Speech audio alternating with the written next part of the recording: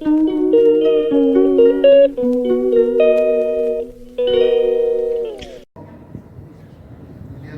yang paling dikenal se-Indonesia, Pak Rocky Gerung, Ketua Panitia dan seluruhnya, untuk menghemat waktu.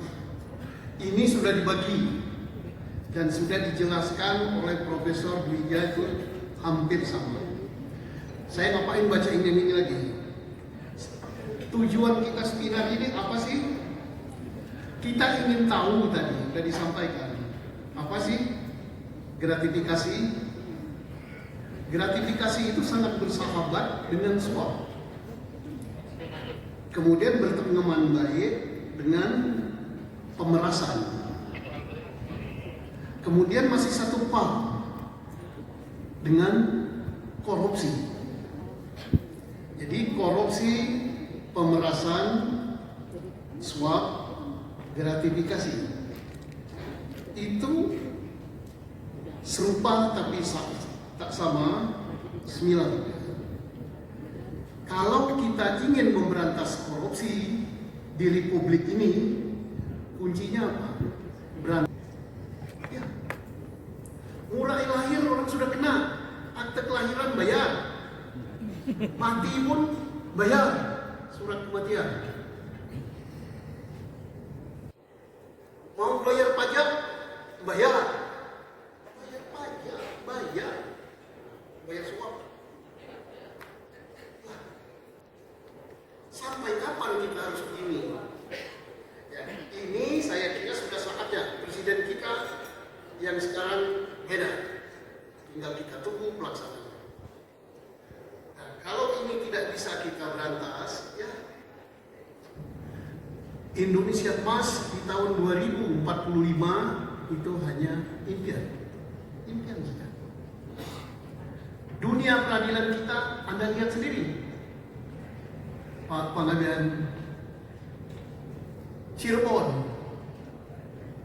PK-nya ditolak karena alasan tidak ada kehilapan hakim. Ya anak kecil aja tahu, hakimnya hilaf, ada anak-anak diadili secara dewasa. Ada alat bukti yang sudah ditemukan, tidak digunakan, dan lain-lain. Apa bukan hilaf itu? Ya kalau bukan hilaf ya mungkin bodoh itu. Tidak ada kehilapan tapi ada kebodohan. Dungu. Nah. Atau hakim yang menyidangkan yang dungu.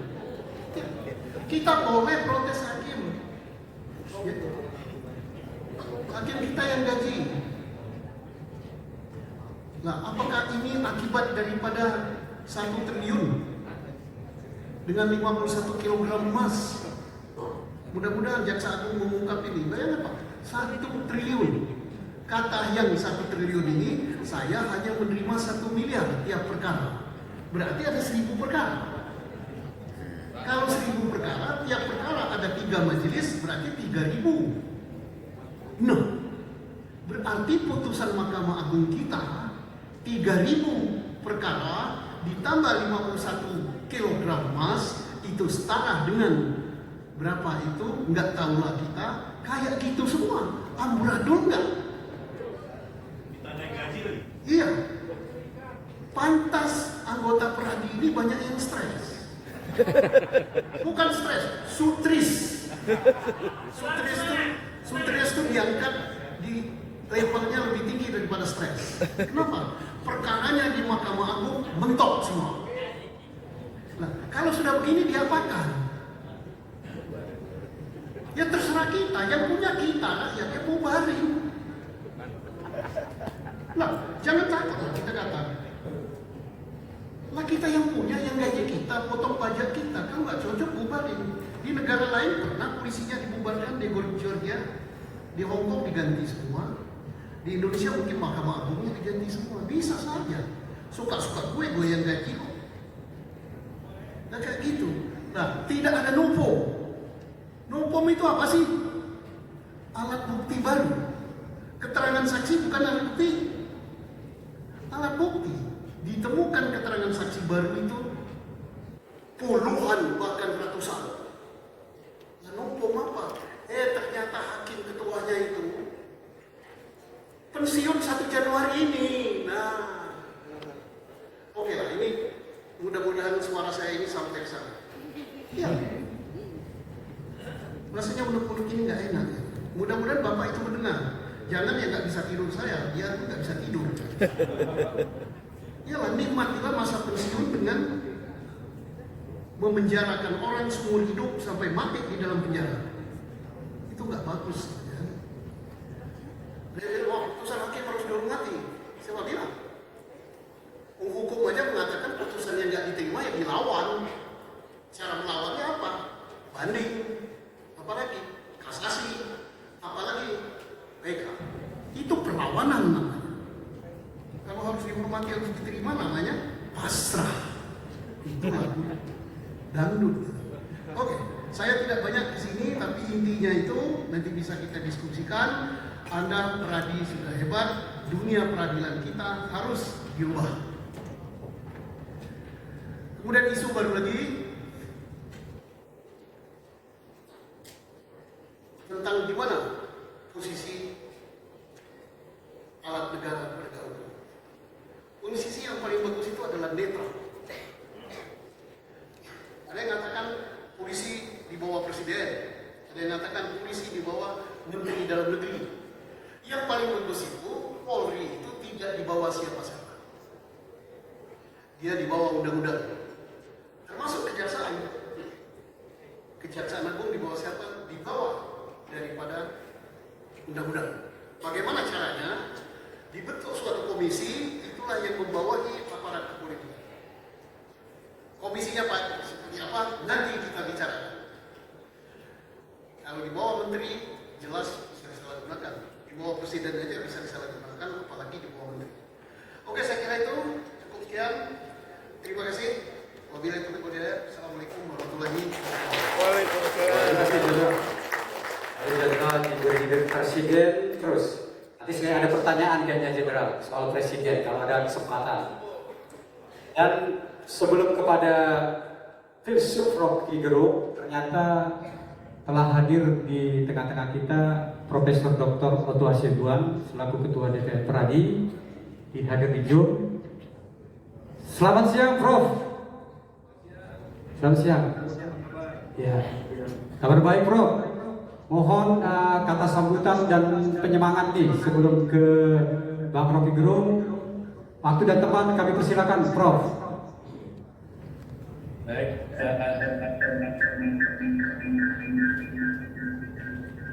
teman-teman anggota Peradi Bandung. Di sini Pak Ketua ada nggak Pak Adi Nurdin? Ada Pak Adi Nurdin di sini. Mendukung. Bentar ya, saya mendukung di sini suaranya ya. Mohon maaf. Halo. Ya. Bisa dengar suara saya?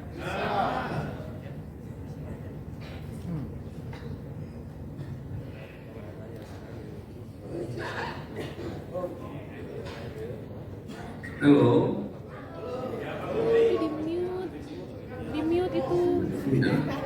Terdengar, Prof. Terdengar, Prof. Sudah jelas.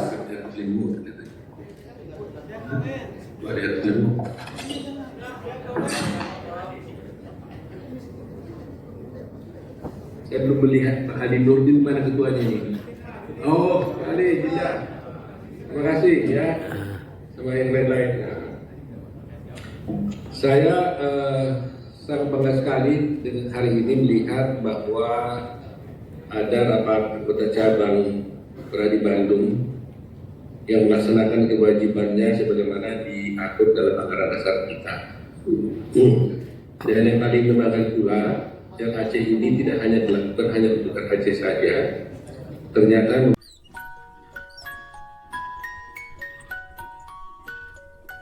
hingga sampai sekarang menjadi perhatian kita yang sangat sering.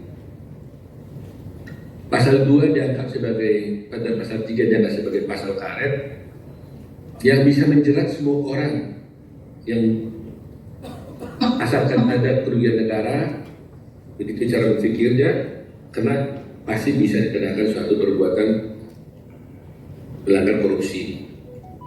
Karena pada hakikatnya di dalam pasal 2 dan pasal 3 itu ada di situ unsur menyalahgunakan kewenangan negara, melakukan kekuasaan, yang mana sebenarnya insiden itu sama dengan juga dengan unsur perbuatan melawan hukum. Jadi bicara tentang kalau orang sudah melakukan suatu penyalahgunaan kewenangan, itu pasti dia juga akan bisa dikategorikan sebagai orang yang melakukan perbuatan hukum. Sehingga di sini menjadi satu persoalan yang selalu debatable di pengadilan kalau kita membela suatu perkara-perkara korupsi. Saya ingin melihatnya bahwa kalau DPC Bandung berbicara tentang gratifikasi, maka tentunya saya juga mencoba menganalisis dan mencari informasi-informasi apa sih yang dikeluhkan orang tentang adanya gratifikasi, tentang peraturan tentang gratifikasi ini. Di satu pihak memang gratifikasi itu, aturan itu sangat penting untuk mencegah orang lain atau pejabat negara tidak melakukan suatu perbuatan-perbuatan yang menyalahi ketentuan dan merugikan masyarakat negara dengan menyalahgunakan kewenangan dan kedudukan jabatan yang dia miliki sendiri.